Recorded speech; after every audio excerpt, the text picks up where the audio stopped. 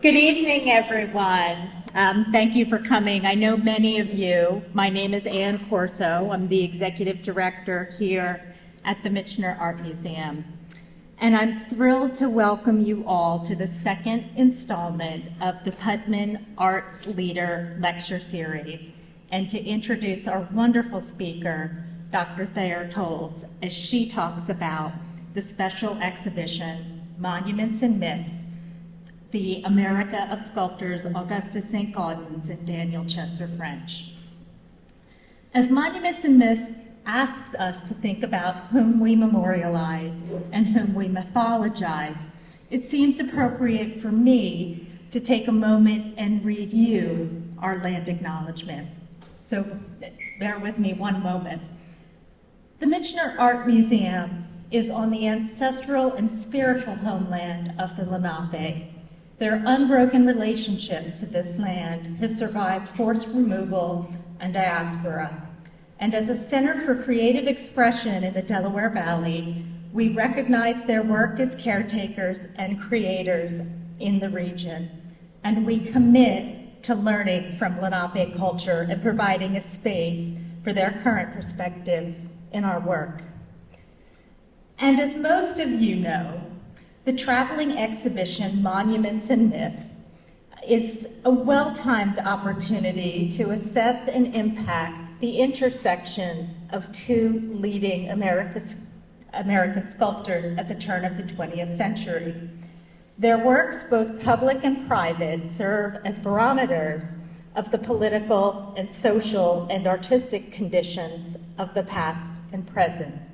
And so, focusing on the works in this exhibition, Dr. Tolles will explore how they signify our national identity. And a little bit more about our speaker. As you know, Thayer Tolles is the Marica Vilcek Curator of American Paintings and Sculptures at the Metropolitan Museum of Art. As a sculpture specialist, she served as editor and co-author of the two-volume catalog at the Met's Historical American Sculpture Collection, and she has lectured and published extensively on 19th and early 20th century topics. Among her exhibitions are Augustus Saint-Gaudens in the Metropolitan Museum of Art and the American West in Bronze. Dr. Tolles has also contributed to the museum's major exhibition, Making the Met, spanning its 150-year collection, and is currently the curator of A Decade on Paper, which surveys recent acquisitions of works in paper in the American wing at the Met. Dr. Tolles also wrote an essay for the catalog, Monuments and Myths, which you probably know was in our gift shop. And she is a graduate of Williams College and a PhD. She received her PhD from the Graduate Center at the City University of New York. She also has served as a president of the Saint-Gaudens Memorial. So before I welcome Dr. Tolles to the stage, just a moment of housekeeping. I would ask you all to check your cell phones and turn them on silent. And when we finish the lecture, if I can ask you to wait for the microphone for the Q&A portion, it will make the evening go just a little more smoothly. And last but not least, I hope that you join me in acknowledging the Putman family for their support of this lecture, as this whole series was made possible by the Mary Louise Putman Endowment. So thank you to our sponsors who can't be with us tonight. With that, join me as I welcome Dr. Tolles to the stage. Thank you very much.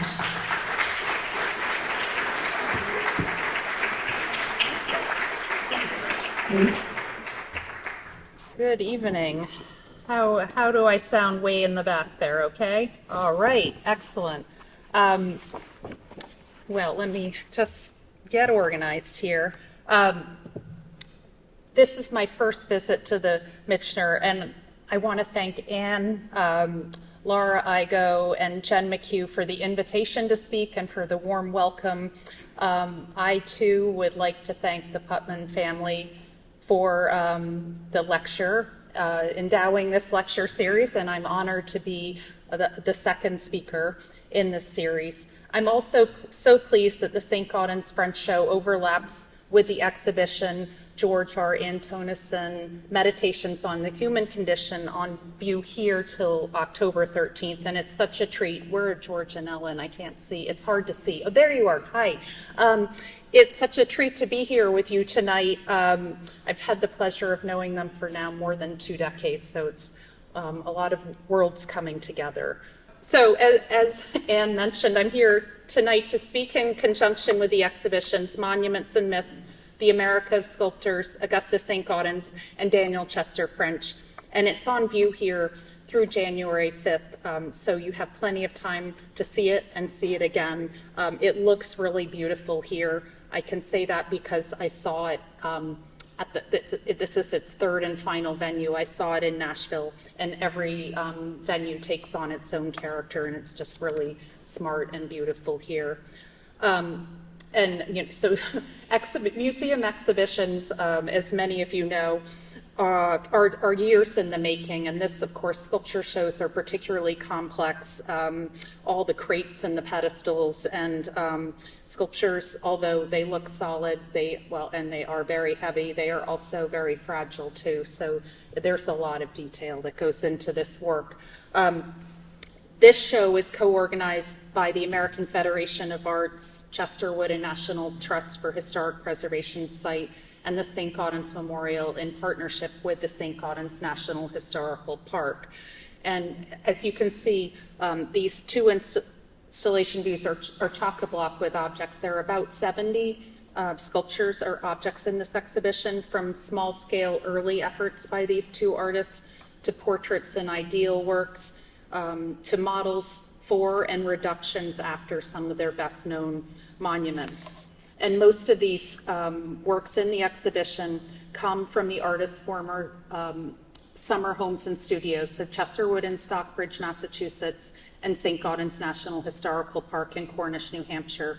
And if you haven't been to these 2 spectacular properties that are open to the public, I beg you to visit, to either before they close in October or when they reopen for their summer seasons next May. I also want to just give a quick word about the images today. So wherever possible, I'll be showing you new photography of objects in Chesterwood and Saint-Gaudens collections that are included in the Monuments and Myths project.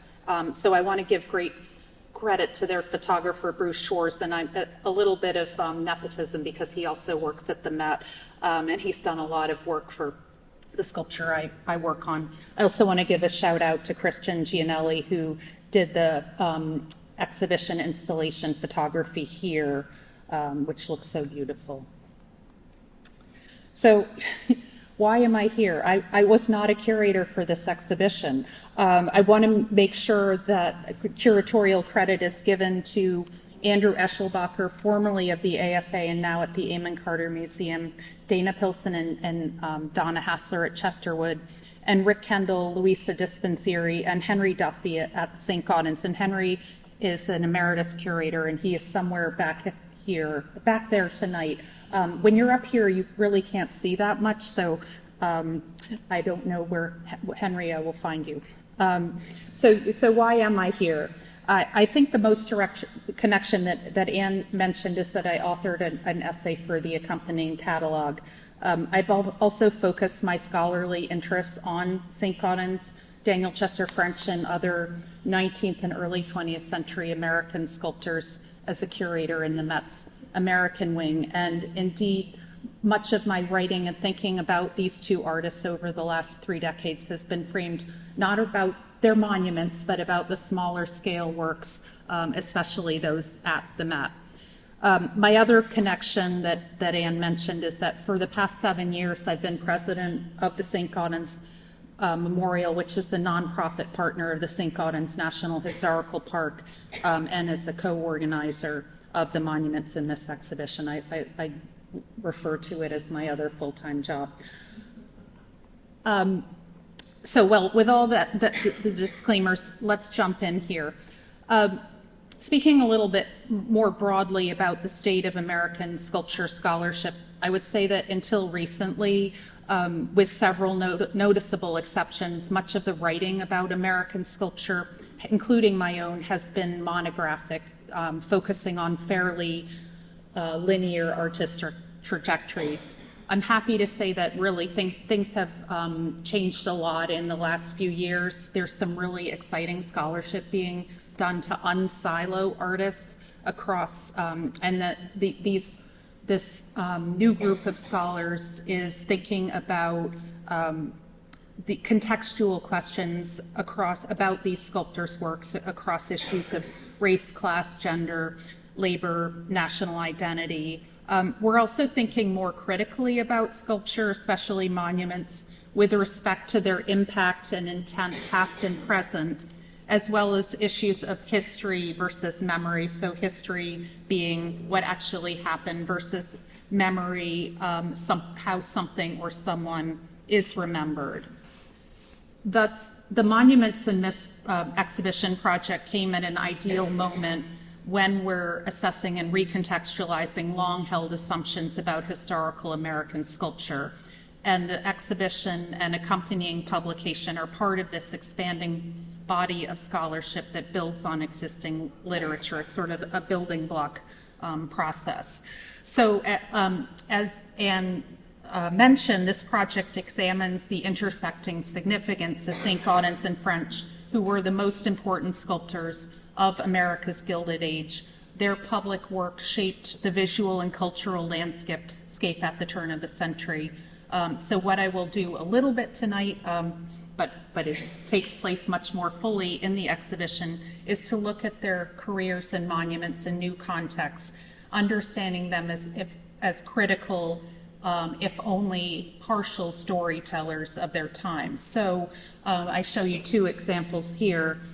For instance, the Shaw 54th on your left is fundamental to conversation around Black representation in monuments, specifically the equitable portrayal of heroes.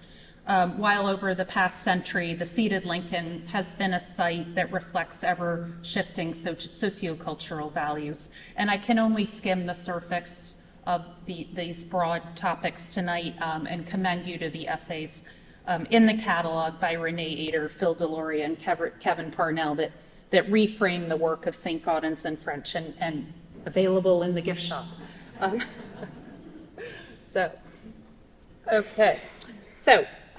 not tonight, because some of you haven't had dinner yet, I'm not going to give you a virtual tour through the exhibition or a survey of these artists' careers.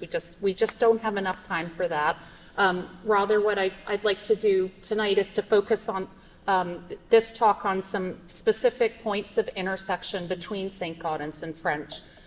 These episodes inform our understanding of them, their artwork, and their legacies, as well as the culture of sculptural production in the late 19th and early 20th century.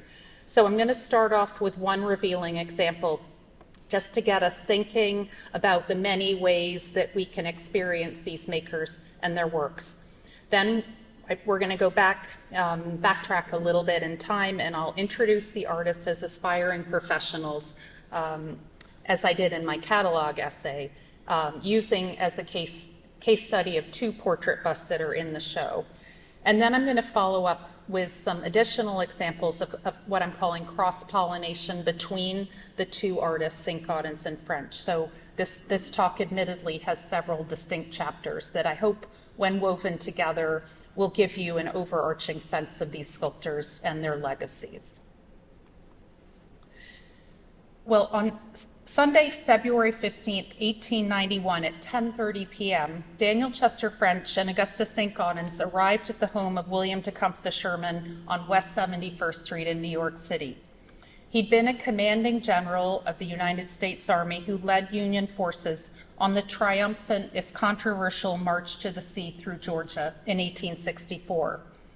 The general had died the day before, and the two sculptors were there to take a death mask at the behest of his son, Philemon Tecumseh Sherman. Saint-Gaudens knew General Sherman well, having sculpted a bust of him in 1888 based on some 18 two-hour sittings.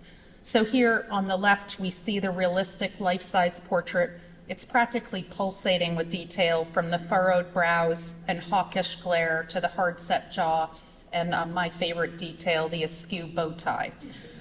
Sherman's pleasure with the result, as well as Saint-Gaudens' friendship with his daughter Rachel, no doubt accounted for his presence there that night.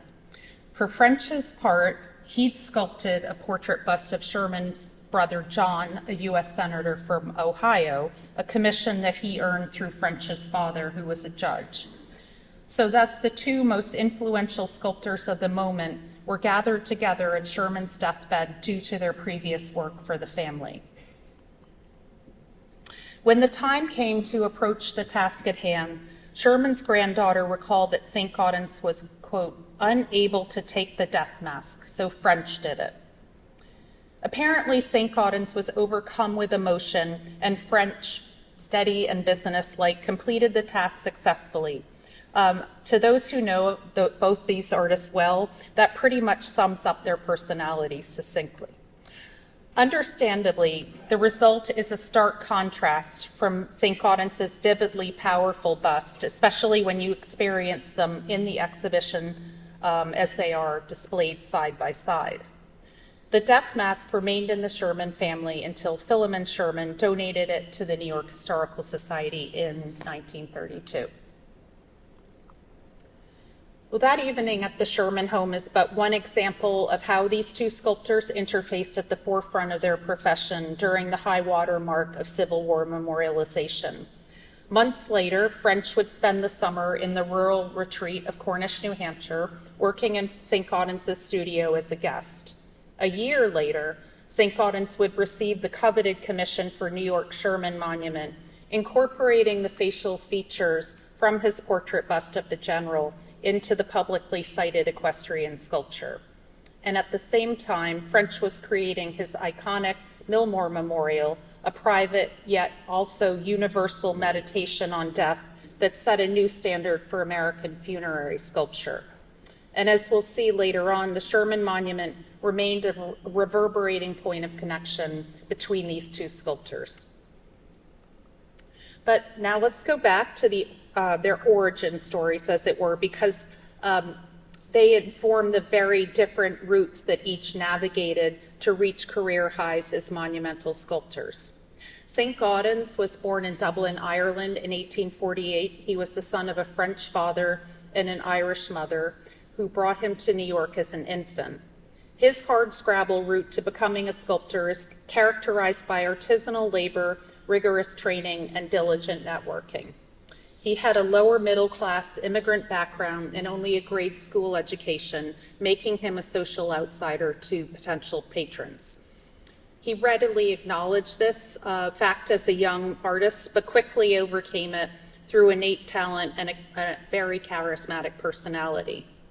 So beginning in 1861 at age 13, he followed a traditional route of apprenticeship. He worked with two French emigre cameo cutters and learned how to polish and cut portraits and ideal subjects in shell and stone. These were very fashionable keepsakes at the time, and here we see on the right an early project done when he was just 13 or 14 years old. The eye on the right is a little wonky. If you're sitting up close, you can probably see. He also studied at this time in evening classes at the Cooper Union and the National Academy of Design. Well, Saint-Gaudens' facility with cameo cutting was a reliable source of income for him during his student years in Paris when he studied at the prestigious École des Beaux-Arts beginning in 1868, and he was one of the first American sculptors to do so. In 1870, at the outbreak of the Franco-Prussian War, he established himself in Rome, and he was there mainly until 1875. So his cameo and portrait commissions launched through patronage in the Anglo-American expatriate community really set him on his path, and I'm showing you a couple of examples here, including in the center his first commission for a portrait bust. However, Saint-Gaudens' priority in Rome was to create a full-size ideal group, specifically Hiawatha on the right, which was based on Henry Wadsworth Longfellow's epic poem, The Song of Hiawatha. Saint-Gaudens, who did not lack for self-confidence, vowed his sculpture would, quote, amaze the world and settle my future. But it took him considerable time and effort to land the patron for the marble in Governor Edwin D. Morgan of New York. French's trajectory was different than that of Saint-Gaudens's, as it was smoothed by patrician New England roots. He was born in Exeter, New Hampshire in 1850 into a comfortable upper middle class upbringing and familiarity with elite social customs and manners. His family moved to Concord, Massachusetts in 1867, where he spent his formative years as an artist. After withdrawing from MIT after just 2 semesters, he was, by his own admission, a miserable student. His artistic training was fairly brief and unstructured, first in winter 1868-69 with May Alcott in Concord. She was the sister of Louisa May Alcott. This was followed by additional tutelage with John Quincy Adams Ward in New York, a leading sculptor, and William Rimmer and William Morris Hunt in Boston. So French's family was extremely well connected in Concord and beyond, and thus he had a ready-made base of potential contacts. He relied on this pedigree to advance his career, which he regarded variously at different points in time as both an advantage and an albatross. So, but for all of these benefits, he developed most steadily as an artist by dint of hard work. Between 1870 and 74, he produced a series of Parian porcelain statuettes for the commercial market, like those that you see here. He was shrewd. He was following contemporary tastes for domestic decoration, and in creating these affordable tabletop sculptures, he demonstrated a shrewd understanding of the potential of sculpture produced in multiples to generate income and, of course, also name recognition. In 1873, French's status as a son of Concord garnered him the plum commission, for a statue that to be erected near North Bridge to commemorate the centennial of the battles of Lexington and Concord. And this was an extraordinary stroke of good fortune for an untested artist to be entrusted to model the Minuteman. Here we see him celebrating the pursuit of freedom by depicting a farmer becoming a soldier. He's raising his musket and stepping forward to join his militia.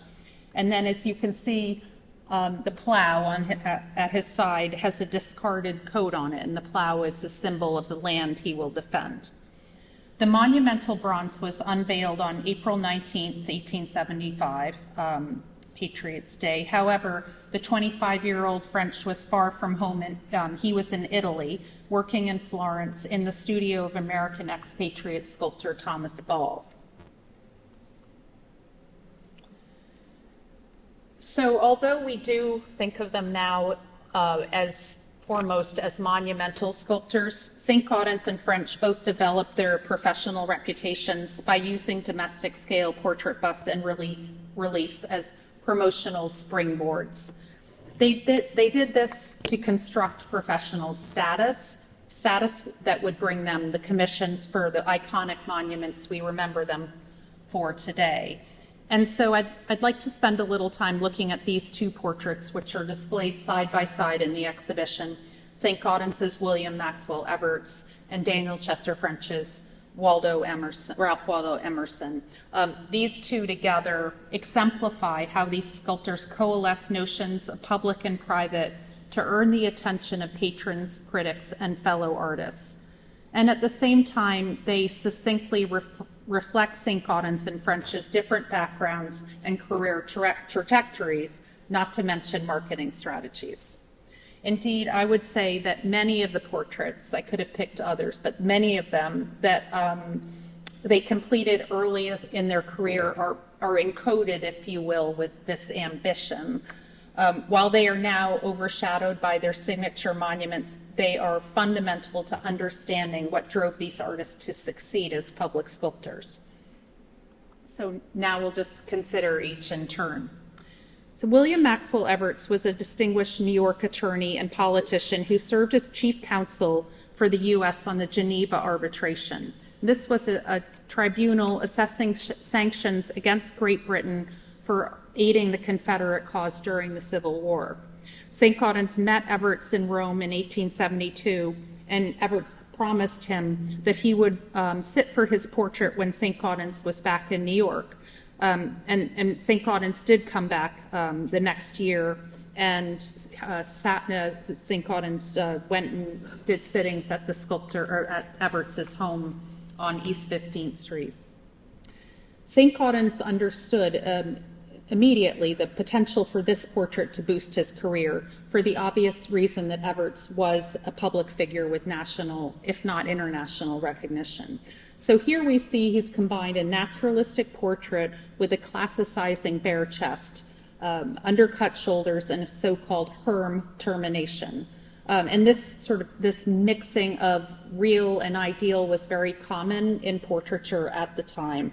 The more classical formal devices were intended to insert both Evarts and his bust into a noble lineage extending back to ancient Greece and Rome.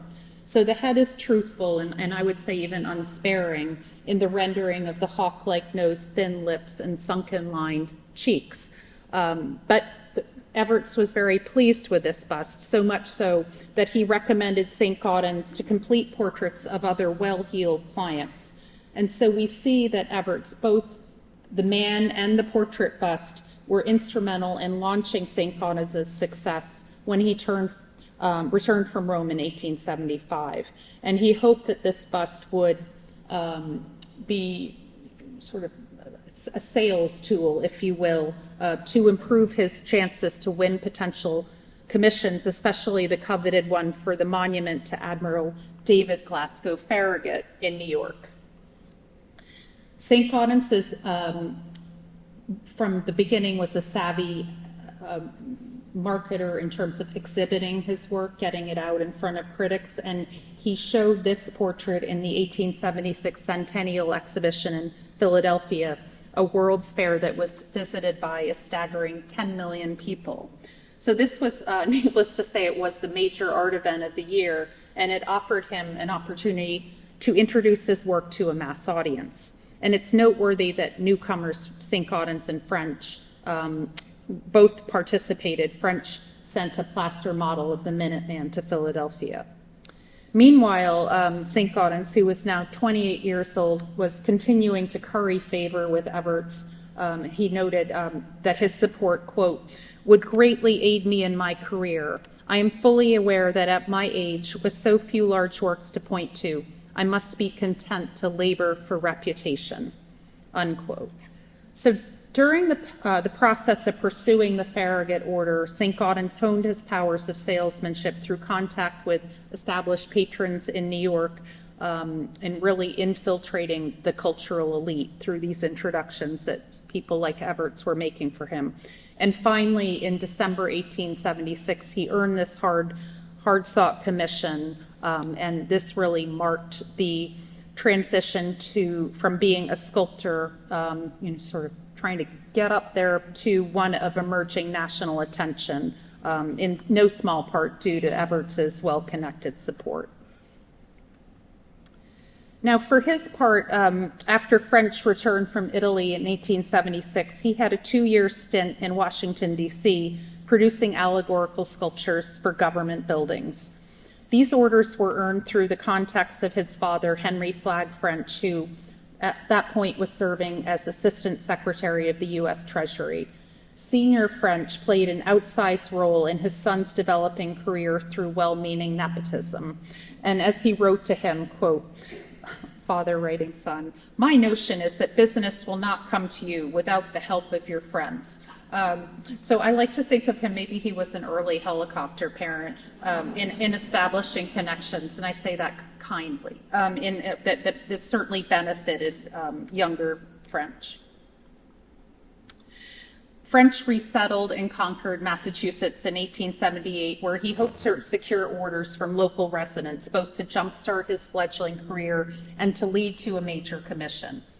He set his sights very wisely on writer-philosopher Ralph Waldo Emerson, who was no stranger to him. They'd first met in 1869 when French was a teenager and awed by his encounter with what he referred to him as the mighty Emerson. And Emerson was later a member of the committee that awarded French the contract for the Minuteman. Indeed, his pursuit of Emerson as a subject was really shrewd, because a successful portrait of a distinguished figure had the potential to serve as what I would call reputational currency. So Emerson sat for his portrait in 1879, and he was quite elderly at that point. But the result does not reflect that. It reflects instead a fluid vitality. It records both his physical appearance and it radiates, I would say, humanity. Here we see his distinctive features, from the piercing eyes and curved nose to the genial set of the mouth and the tilt of the head. French, like Saint-Gaudens, opted to forego contemporary dress by depicting Emerson bare-chested. Thus, both of these artists are nodding to age-old conventions of male portraiture. That deliberate sense of artistic legacy is blended with a modern textured surface, meaning that French created what I would say a portrait that it's both timeless and timely. So French may have been secure with Emerson's approval, but he wasn't paid for the bust, and the family did not order a replica in marble or bronze. Emerson had shared his face and name only. So French was smart. He moved rapidly to publicize this successful portrait, and in fact pursued a baldly commercial path by copywriting the bust in 1879 and selling plaster replicas in an unlimited edition for $30 a piece. Now by the 1880s, he was able to produce the portrait in the more permanent materials of marble and bronze.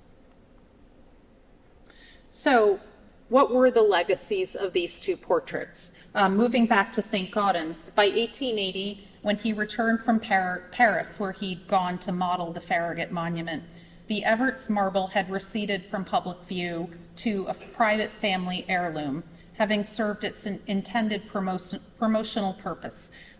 In fact, it passed down in the Everts family, only joining the Met's collections in 1987. Saint-Gaudens continued his strategy of capitalizing on the power of portraits of well-known figures for smaller scale works, noticeably low-relief portraits of the French painter Jules Bastien-Lepage and Scottish writer Robert Louis Stevenson. And these casts that I'm showing you here are both in the Monuments in this exhibition. They were also both produced in large commercial editions, both during his lifetime and in the immediate years after his death. So if you go to other museums and you'll see other Bastien-Lepages and Stevensons. These yielded Saint-Gaudens and later his widow steady bread and butter income. By contrast, Emerson remained French's signature portrait throughout the career, and quite deliberately. While Emerson had died in 1882, his aura was ongoing, and the likeness was French's tangible connection to the building of the philosopher's posthumous legacy. So he really capitalized on the portrait's staying power, even after French was renowned for other memorial and civic sculptures that far surpassed this bust's notice. In fact, French worked with at least 4 different American foundries over a period of 4 decades to fill orders for the bust. And from this, he earned a steady, if modest, income by keeping this portrait in the public eye. And he was smart. He donated casts to museums, including the Met. He also produced variations on the Emerson theme, including this life-size seated figure for the Concord Free Public Library in 1914. So just sort of looking at 19th century American portrait busts, I think that these Everts and the Emerson are really among the 2 most insightful portraits of the lot, and they together attest to the power of small-scale works to serve multiple means and ends. So now I'd like to, that ends chapter 1. Now I'd like to point to points of intersection between the two artists by looking at several case studies. I'm often asked whether Saint-Gaudens and French were rivals or maybe they were frenemies, but the best I can explain their relationship was both as genial competitors and as allies. As I alluded to earlier, they were quite different personalities. They respected and bolstered each other professionally and liked each other personally, but I wouldn't call them friends per se. They had many overlapping spheres. They exhibited at the same venues, they belonged to the same clubs, and they shared assistants and models. Their aesthetic approaches were sometimes contrasting, yet often complementary in their shared conviction, and this is going to sound jingoistic, but in the professionalization of American sculpture on American shores with American subject matter. So their connections often revolved around this goal, advancing this goal in the work they completed and with the people they collaborated with, including those pictured here. So this wonderful photo of Saint-Gaudens and many assistants in Cornish working on the Sherman Monument, and then French with the architect, Henry Bacon, his partner for the Lincoln Memorial with studio assistants putting the finishing touches on the seated Lincoln of the Lincoln Monument. So I also, in addition to writing an essay for the catalog, I co-authored a chronology for in the back of the book with Dana Pilson, who is a curatorial researcher at Chesterwood. And we were struck in working on this together by how much more French wrote about Saint-Gaudens than vice versa. And on the surface, I would say this makes French seem like an eager, priest-seeking study to Saint-Gaudens' seasoned, confident one, but that is not the case, really. There are a couple of additional factors, significant among them that French was a far more consistent communicator than Saint-Gaudens, with many surviving letters. And plus, it's also pretty likely that we don't have Saint-Gaudens' whole word picture, if you will. He suffered a devastating fire in Cornish, New Hampshire in 1904, losing artwork and personal papers. So sort of, a chapter that may be missing. And finally, French outlived Saint-Gaudens by more than 2 decades and was actively involved in creating Saint-Gaudens' posthumous legacy through his role as a trustee and de facto curator of modern sculpture at the Met. He also was an early trustee of the Saint-Gaudens Memorial, which was incorporated in 1919 to preserve Saint-Gaudens' Cornish property and artworks. Another couple of points that materially affect the dynamic between these two artists. One that emerged in the early 1880s. Although Saint-Gaudens was just 2 years older than French, I'd say he was a good 5 to 7 years ahead of French in career development and success. Saint-Gaudens infiltrated New York's network of artists, patrons, and critics much more quickly. Even before 1880, when Saint-Gaudens returned from working on the Farragut Monument in Paris, critics were writing about his innate genius. And then by 1887, with the unveilings of the Standing Lincoln for Chicago and the Puritan for Springfield, Massachusetts, his reputation as a sculptor of national reputation, or he was considered by then the leading American sculptor. For French, his trajectory was a bit slower. He didn't have a consistent presence in New York until the early 1880s, and he didn't settle there until 1888. In 1884, he completed his statue of John Harvard, which, like Saint-Gaudens' Puritan, is a personification of an actual or historical figure rather than an actual portrait. French worked in Paris in 1886 and 87, so circling back, as it were, to earn the pedigree of training in that global capital. He studied also at the École des Beaux-Arts, as Saint-Gaudens had just 2 decades earlier.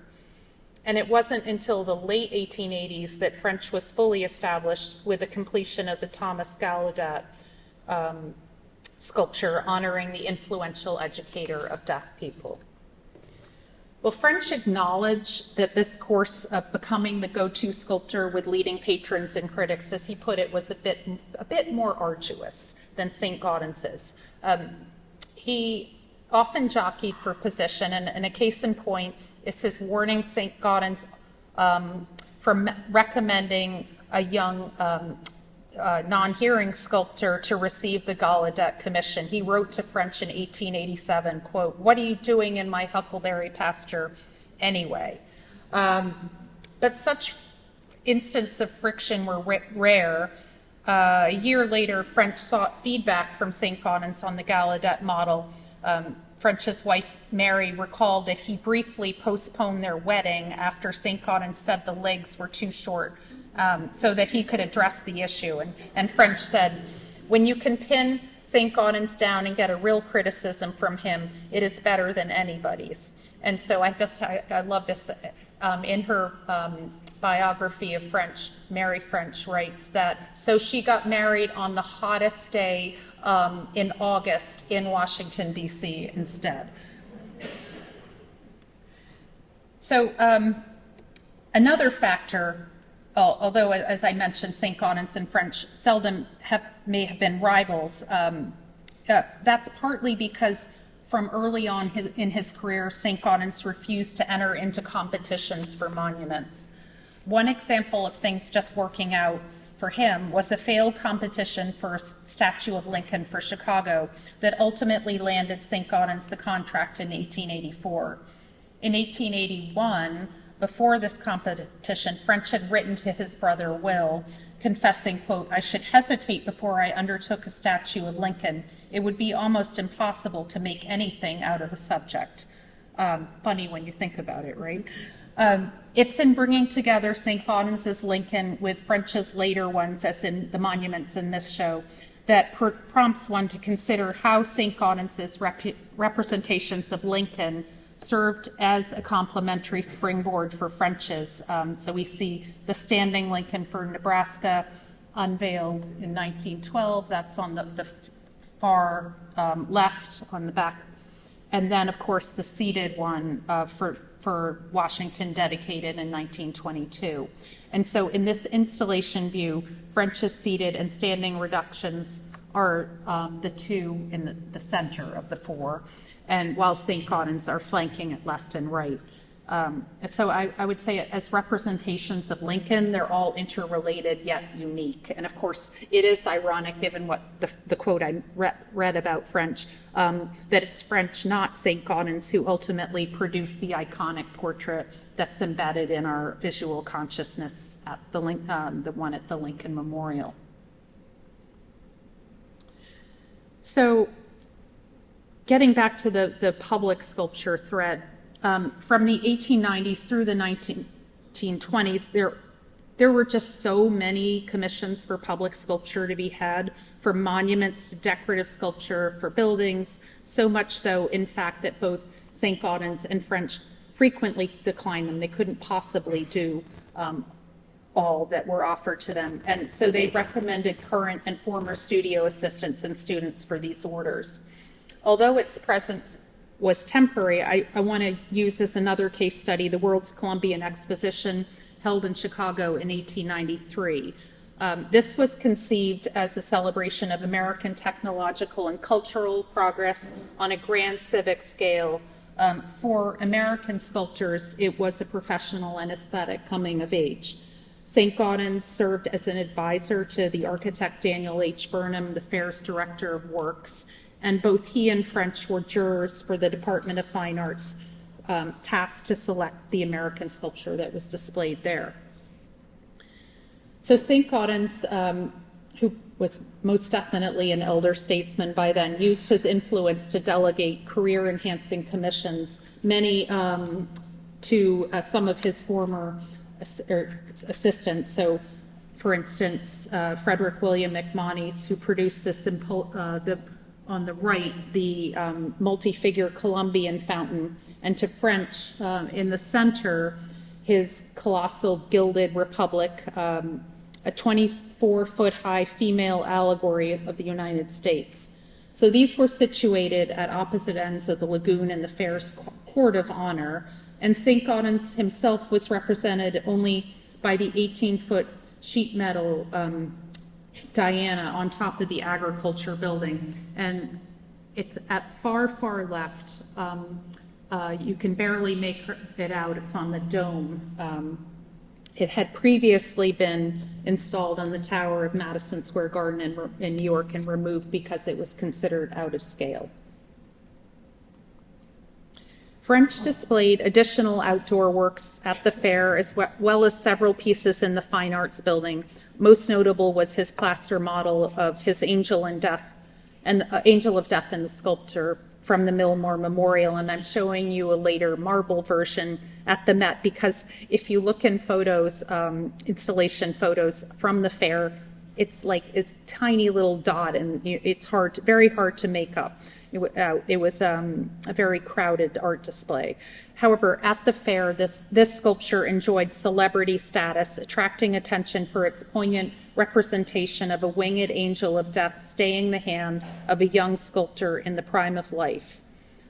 In fact, the overall success of sculpture at the Columbian Exposition fostered a growing sense of professionalization among American sculptors in how they regulated commissions and displayed their work.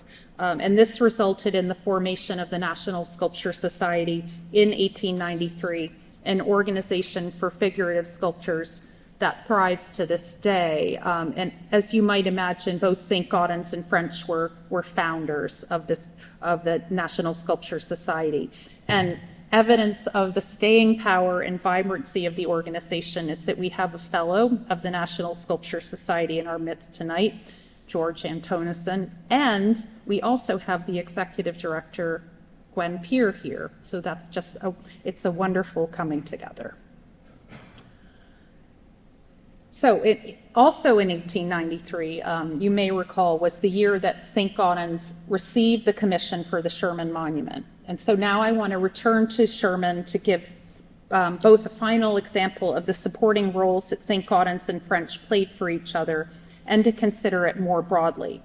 So in this case, French was deeply involved in the siting of Saint-Gaudens' monument in his role as a member of the National Sculpture Society's advisory committee to New York City's Parks Department.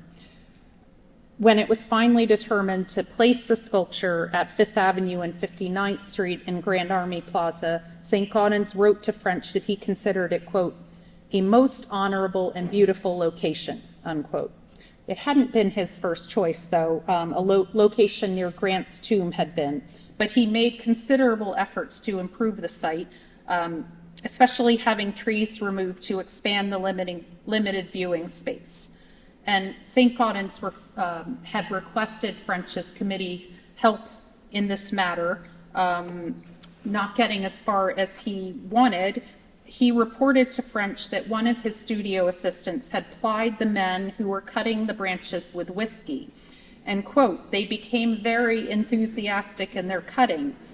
Alas, not enthusiastic enough, quote, unquote. After the monument was unveiled on May 30th, 1903, French congratulated Saint-Gaudens on what would be his final major monument. He wrote, it is one of the wonders of the world. Let that suffice. So now I want to take a step back just to consider briefly others who were involved in the creation of the Sherman Monument. The sculptor Alexander Phimister Proctor, who modeled the horse for Saint-Gaudens, the architect Charles McKim, who designed the base, the stone cutters, the foundry workers in Paris who cast the bronze, the studio assistants who gilded it, even the enthusiastic tree cutters who made its site more approachable. So sculpture making is very much a collaborative process, and Monuments and Myths is part of the current movement to highlight these broader narratives of creative participation beyond the principal makers. So perhaps this is best reflected in the example of Hetty Anderson. Recently, she has received long overdue attention, particularly through the careful work of Eve Kahn, which resulted in an obituary in New York Times' Overlooked series and an article in Antiques magazine. So Anderson was a South Carolina-born biracial woman who modeled for Saint-Gaudens, French, John Lafarge, and many others for more than 2 decades, beginning in the early 1890s. She was Saint-Gaudens' primary model for the winged allegorical figure of victory. He referred to her as, quote, the goddess-like Miss Anderson, and, quote, the handsomest model I have ever seen of either sex, unquote. So she posed for Saint-Gaudens in 1897 as this intriguing etching by the Swedish artist Anders Zorn recalls. Zorn came to Saint-Gaudens' New York studio and later completed this work. And indeed, Hetty Anderson would remain an inspiration for Saint-Gaudens for when he was completing his $20 gold coin. Anderson also modeled for French on a consistent basis. She spent time at Chesterwood's, posing for other public works, a door for the Boston Public Library, the Spirit of Life in Saratoga Springs, and several others for nearly 2 decades, including the Melvin Memorial, which is a commemoration of 3 brothers who died in the Civil War. And here we can see her taking on the guise of a winged angel emerging from a stone shaft, holding a branch of laurel and lifting an American flag above her head. In this oil drawing, which is in the exhibition, French captures what he would praise as her, quote, perfect faithfulness in the workplace. So considered together, I would say that these 2 sculptures reflect varying approaches to post-Civil War memorialization. So Saint-Gaudens' melding of real and ideal to honor General Sherman, and French's allegory of mourning in which the specific individuals being honored become signifiers of universal grief. Together, these 2 works exemplify how sculptures function in our collective public consciousness, both how they have in the past and how they do in the present. They have shifting legacies, legacies that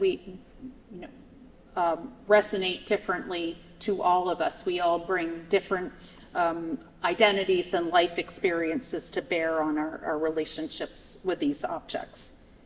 Now, I want to end tonight by talking briefly about the legacy of historical figurative sculpture, specifically as it relates to Saint-Gaudens and the work of George Antonisson. And here I'm putting on my hat as the president of the Saint-Gaudens Memorial, as I mentioned, the nonprofit partner of the Saint-Gaudens National Historical Park in Cornish. So our joint mission is to promote the living legacy of Augustus Saint-Gaudens. He was a devoted mentor to his studio assistants and to the many students he taught at the Art Students League in New York. The programming at the site in Cornish is intended to reflect that. So there are fellowships awarded to emerging artists, and also every year a sculptor in residence is selected who works in the figurative tradition. That artist has a studio on the park grounds that's open to visitors, and they also teach art classes. So it's a very enriching experience for both the sculptor and the public. Since 1969, we've been fortunate to have a wonderful succession of sculptors in residence in Cornish who benefit from access to and inspiration of Saint-Gaudens as an artist. George Antonisson was a sculptor in residence in 1971, and I'm certainly not going to speak for him, especially as he is here tonight. I think it is fair to say that Saint-Gaudens has been a formative inspiration and a major touch point for George throughout his career. A case in point is this relief of the pianist Rudolf Serkin on view in the exhibition with a photograph, it's hard to make up, but a portrait of the Saint-Gaudens' Robert Louis Stevenson on the accompanying label. Well, George made the most of his time in Cornish as a young artist through close study of Saint-Gaudens' approach to modeling, both in relief and three-dimensional works, ranging from the portraits up to the monuments. And so I want to quote, there's a beautiful catalog that accompanies George's exhibition, and I want to quote from an interview in the catalog, in which he speaks of his time in Cornish. He said, quote, "The big thing for me was seeing how remarkably alive the work of Augustus Saint-Gaudens was, and it was right up my alley," unquote. So as you can see here, carrying through both of these works is expert attention to accommodating figural form to the shape of the sculpture, not to mention using negative space as a major compositional element. And these sculptures also share a skillful overlapping of form, the figure embedding in Saint-Gaudens' work, the multiple heads and intonations. So this is but one brief example of how sculptors Saint-Gaudens and Daniel Chester French have paid it forward, assuring that their creative lives live on in a robust way with accomplished sculptors like George Antonisson. Finally, I want to leave you tonight with the thought that sculpture, whether portrait busts, monuments, or memorials, always has more to reveal. They're static, figurative, physical objects. We'll ignore kinetic sculptures, but let's call them static for the moment. But the ground that they stand on metaphorically is ever shifting.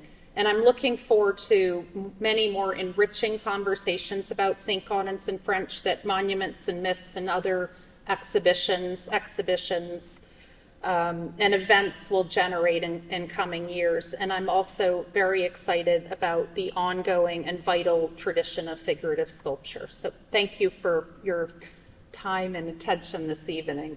And I'm happy to take questions too.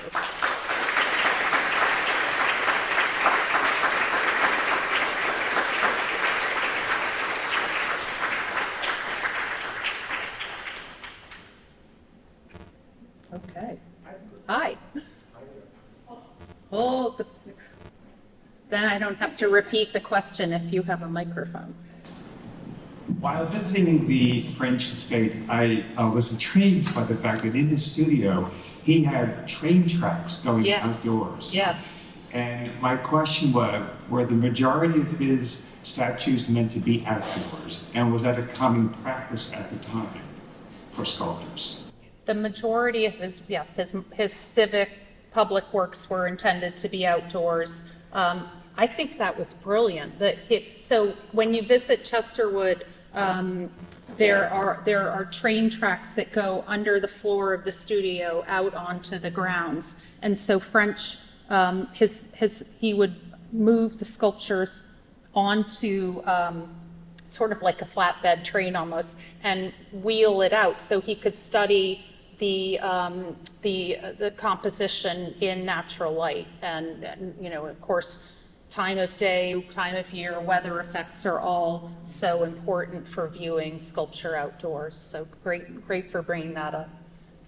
Yep. Thank you, Chris. Thank you. One question: were they influenced to some degree by the political turmoil subsequent to the Civil War, in the sense of one biography I read about French was even the location of the memorial was controversial because of the swamp area, etc. And did that influence both Gaudens and French? And just one last comment. Thank you for your recognition for the Pizzarelli brothers. Yeah. Because it seems to me that French was generous in recognizing their contribution, but America in 1922 was not. Right. But thank you. Oh, well, you're welcome. And I'll answer or I'll respond in two parts. One, I think that both Saint-Gaudens and French just felt this imperative to really shape the cultural landscape, in the sense that they were both involved in, both of them were involved in the development of the mall in Washington, D.C., and the siting of monuments and buildings. So that was a big question, so I'm going to leave it at that. But you're referencing the Piccirilli brothers, the 6 Italian-born brothers who were the major marble carvers for Saint-Gaudens French. They carved the Lincoln Monument, or the seated Lincoln in Washington, D.C., and French wanted to have their names added to the base, but was not allowed to. So when I talked about bringing to the fore the sort of the multiple people who were involved in making these monuments, it's exactly the Piccirilli brothers, the foundry workers and the models, and so many people who were involved. The sculptor is the driving force, of course, but for instance, at the Met, I've tried to do in the cataloging of our works online is now, it will say we have a number of marbles that were carved by the Piccirilli brothers that are by Saint-Gaudens and French, and now their names, they're just below Saint-Gaudens, French, and others in our cataloging. So it's a really exciting time for how we look at sculptural production.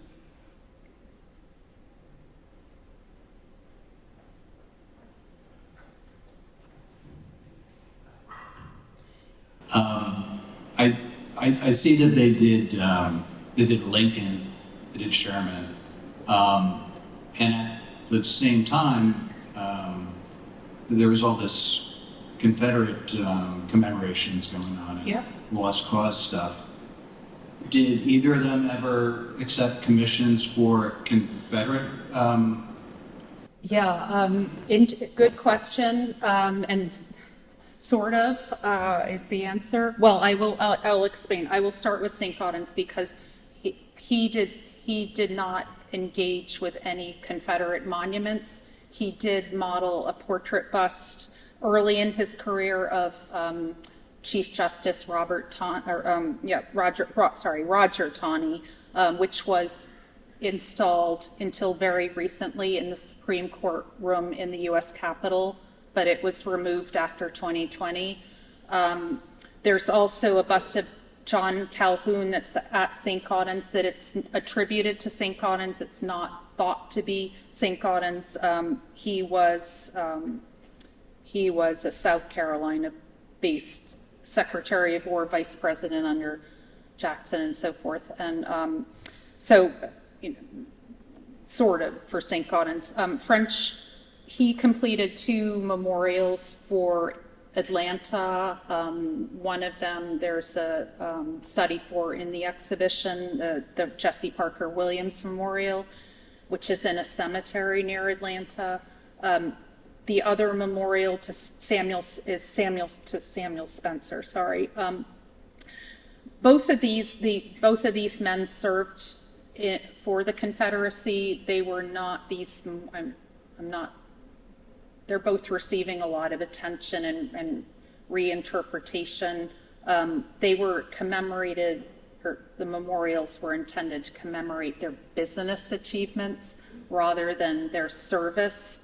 So I'll just leave it at that. But no, I mean, there are other artists like Proctor who did a equestrian of Robert E. Lee that's been removed from, where was it? I can't remember, somewhere in Texas. But anyway, it's a good question, huge question. But